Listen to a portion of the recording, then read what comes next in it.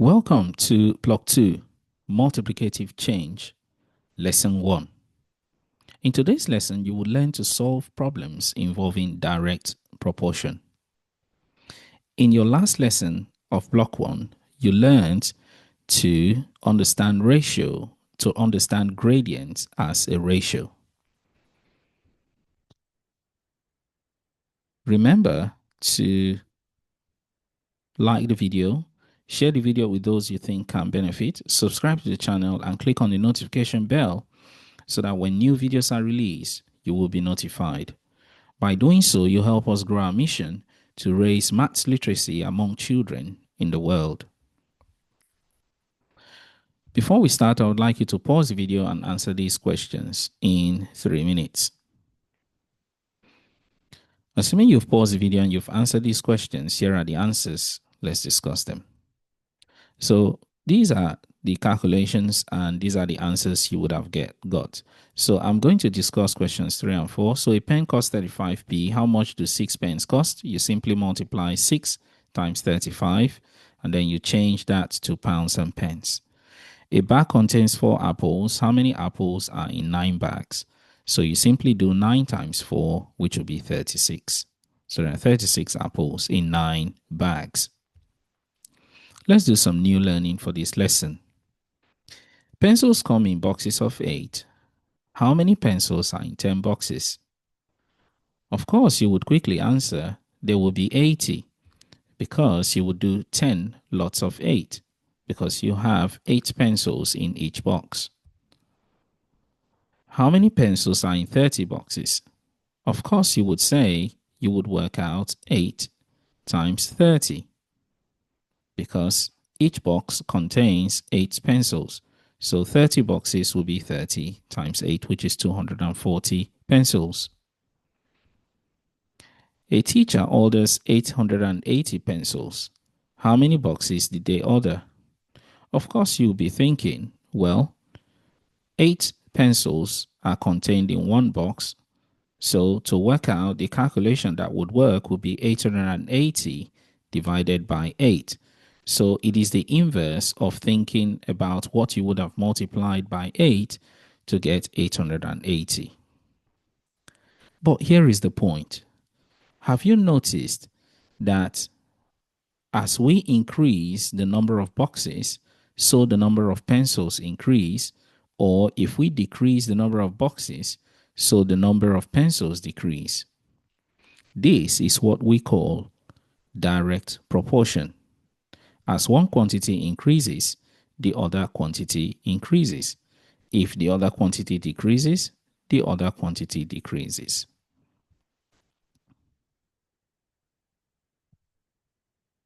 And that should be 110 boxes. All right, now that you have a bit of understanding of what direct proportion is, I want you to practice what you've learned. Pause the video and answer question 1 in 2 minutes.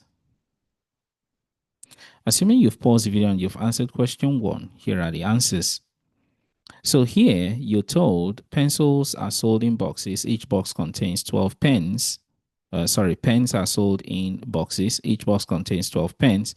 Now you're being asked to find the number of pens from this number of boxes. So you do simple multiplication.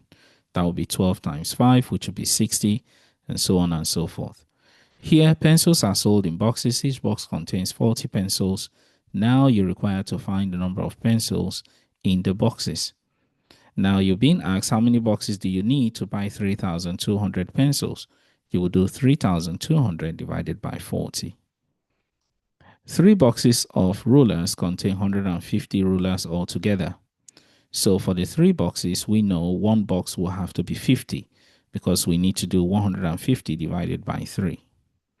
Now that we know what one box contains, we can find the number of rulers in 9 boxes, 27 boxes, and the number of boxes that we would require to get 1,500 rulers. Let's do another example for the second part of our lesson. A recipe for 6 pancakes uses 300 milliliters of milk. How much milk is needed to make 3 pancakes? Well, there are different ways to do this. One approach would be for every 6 pancakes, there is 300 milliliter of milk. For every 3 pancakes, there is dash. We do not know. Well, we need to think about the relationship between 6 and 3. And we can see that by halving the number of pancakes, we can have the amount of milk we need. And that will be 150 milliliter of milk. We could also look at it this way.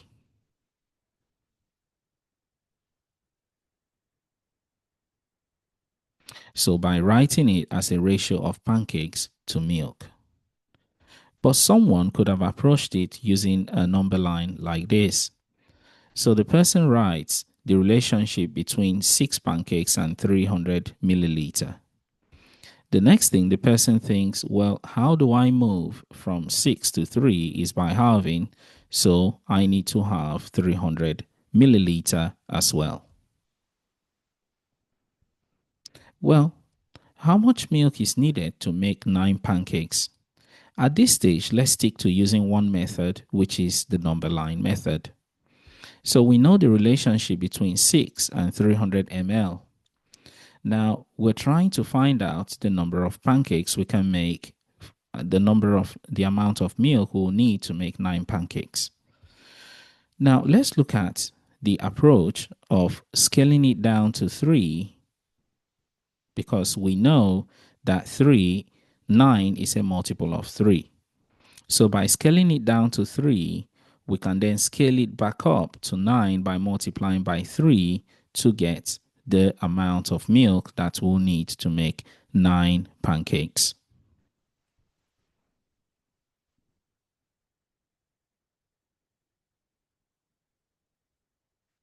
A recipe for 6 pancakes uses 300 ml.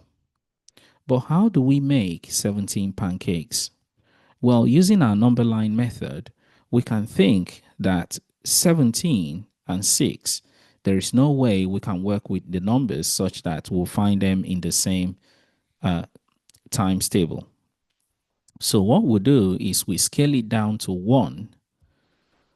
So we look for the quantity we need to make 1 pancake, which is to divide by 6. And then we now scale it back up to 17 by multiplying by 17 to get the amount of milk that we'll need to make 17 pancakes. So 50 times 17 will give us the amount of milk in milliliters that we need to make 17 pancakes. What about this one? A recipe for 6 pancakes uses 300 milliliter of milk. But this time, we're trying to look for how many pancakes that can be made using 650 milliliter of milk. Well, in this case, have you noticed the way we've lined it up? So we know the quantity for 6 pancakes, but we have also written the quantity for the unknown number of pancakes under the quantity of milk that we need for 6 pancakes. Now, the next thing we need to do is to think about what we would have multiplied by to get what we would have divided by to get 1 pancake. In this case, that is 50. Now, we need to think about how we scaled 50 up to get 650. And a way to do this is you could have done 650 divided by 50 to know that you would have multiplied by 13. So now that you know your multiplying factor, you can multiply 1 by 13 to get 13. So there are 13 pancakes that can be made from 650 milliliter of milk. It's now time for you to pause and practice the rest of the questions. Pause the video and answer question 2A in 2 minutes. Assuming you've paused the video and you've answered question 2A, here are the answers. So here is a recipe for 8 cupcakes. You're required to work out cupcakes. You're required to complete the recipe cards for cupcakes. To make 4 cupcakes, and to make 24? Well, to make 4 cupcakes, we can simply just have these ingredients. So we'll need 0.5 teaspoon of vanilla extract, because here to make 8, it's 1. To make 24, have you noticed that 24 is a multiple of 8? So 24 is in the 8 times table, and we need to multiply each of these quantities by 3. For question B, you were asked, for the number of cupcakes you would make when you have 960 grams of flour and 16 eggs. Well, if you think about it, when we had to make 8 cupcakes, we used 2 eggs. But here we have 16 eggs. So if every 2 eggs will make 8 cupcakes, then we can scale that up to say, well, we can make a bit more by using these quantities. So 64 cupcakes will be made by using those ingredients. So it is by looking at the ingredients that you've been given, the quantities, and you use that to work out the number of cupcakes, or depending on what you've been asked to make, and then you can then fill in the other quantities there by using the multiplying factor that you decide that you get. So let me do a bit of writing on this one.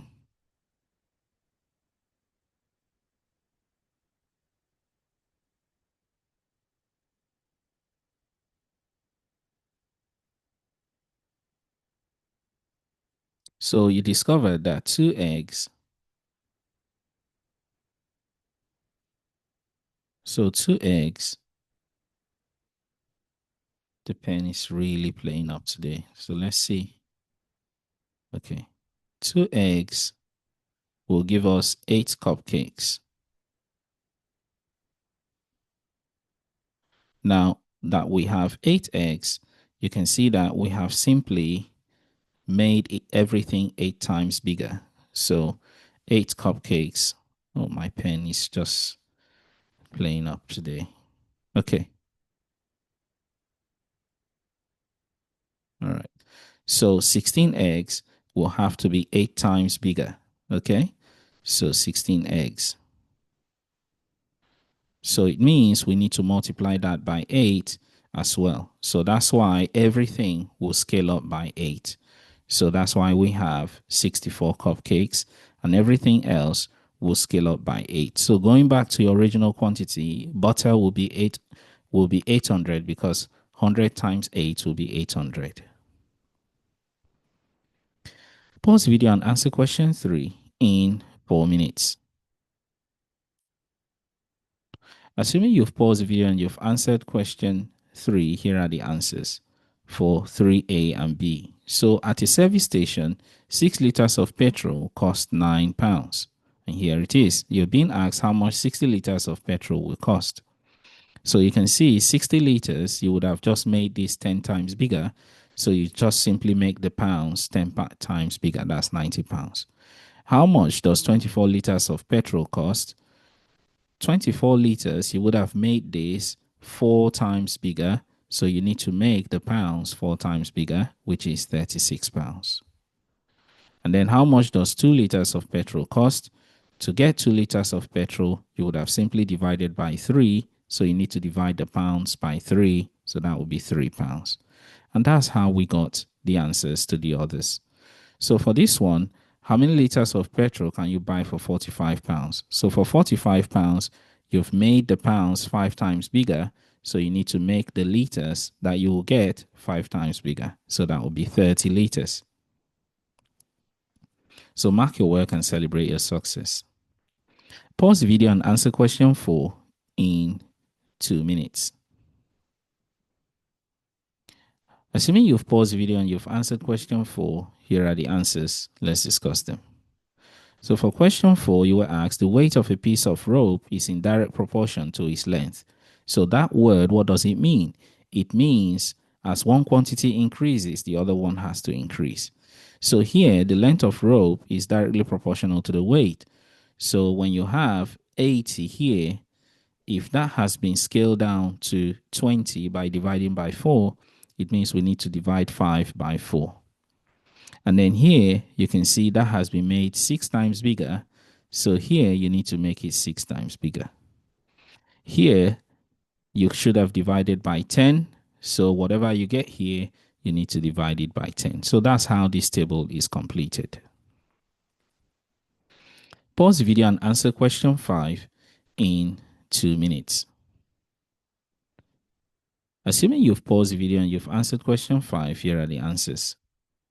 So here, you ask, are these statements true or false? Explain your answer. So 5 gallons of water weigh 8 pounds. So 25 gallons of water weigh 40 pounds. So you've made this 5 times bigger. So you need to make that 5 times bigger. So that's true. And then 8 chocolate bars cost 5 pounds. So 2 chocolate bars cost £1.50. That's false because here you've divided by 4. So we should be dividing the 5 pounds by 4. Henry the eighth had 6 wives, so Henry the fourth had 3 wives. It's false because if Henry the fourth would have been halved, so that should be halved as well. Well, it's not true because this is not a proportion problem. All right, this is not actually a proportion problem. So proportion problem relates to actual quantities. So we cannot use human life to just say it's a proportion. The length of 12 identical toy cars is 132 centimeters. So the length of 240 of the same toy cars is that amount. That's true because 240 identical cars, the way to find out what you multiplied by is by dividing 240 by 12. So you're multiplying by 20. So you find out that amount is 20. So if you then multiply this by 20, you will get that amount. So remember, you convert the centimeter to meters to get this amount. Pause the video and answer question 6 in 3 minutes. Or 2 minutes should be fine. Assuming you've paused the video and answered question 6, here are the answers. So 40 grams of ginger are needed to make 16 gingerbread men. Annie wants to make 60 gingerbread men. She has 140 grams of ginger. Is this enough? Now, we can see the ratio of ginger to gingerbread man. So 40 grams would make 16. Now, to make 60, if we first divide by 4 to get 10, we can see that we're doing that because we want to have a number that we can then scale up to 60. So by dividing by 10, we get 4 gingerbread man. Now to make 60, we need to multiply to get from 4 to 60, we need to multiply by 15. So if we then multiply this amount by 15, it means we need 150 grams of ginger. So she does not have enough. And that brings us to the end of our lesson. So in this lesson, you have learned to solve problems involving direct proportion. And what we've learned primarily is that for quantities that are directly proportional, as one quantity increases, the other quantity increases. Or as one quantity decreases, the other quantity should decrease. And that is the characteristic of quantities that are directly proportional. Well done for sticking around and for taking your learning seriously. Until next time, take care of yourself and bye-bye.